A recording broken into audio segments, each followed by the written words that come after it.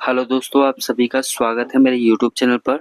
अगर आप भी ईएसआईसी गवर्नमेंट की मेडिकल फैसिलिटीज़ का फ़ायदा उठा रहे हैं और आप ईएसआईसी पोर्टल पर अपनी पर्सनल डिटेल्स को मॉडिफाई करना चाहते हैं, तो ये ऑनलाइन कैसे होगा चलिए जान लेते हैं।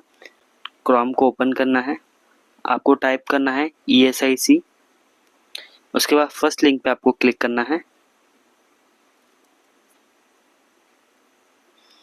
उसके बाद आपको क्लिक करना है इंश्योर्ड पर्सन पे, ओके करना है और सारी डिटेल्स डालने के बाद आपको इसको लॉगिन कर लेना है। लॉगिन करने के बाद ये पेज आपके सामने ओपन हो जाएगा और आपको सबसे लास्ट में स्क्रॉल करके क्लिक करना है अपडेट पर्टिकुलर्स।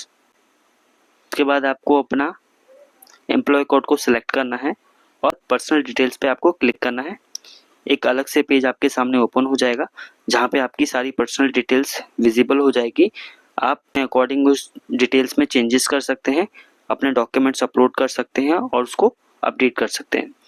आपको ये इन्फॉर्मेटिव वीडियो कैसी लगी प्लीज़ कमेंट करके बताइएगा। चैनल पर नए हैं तो चैनल को सब्सक्राइब करना ना भूलें। वीडियो को लाइक, कमेंट एंड शेयर जरूर करें। Thank you.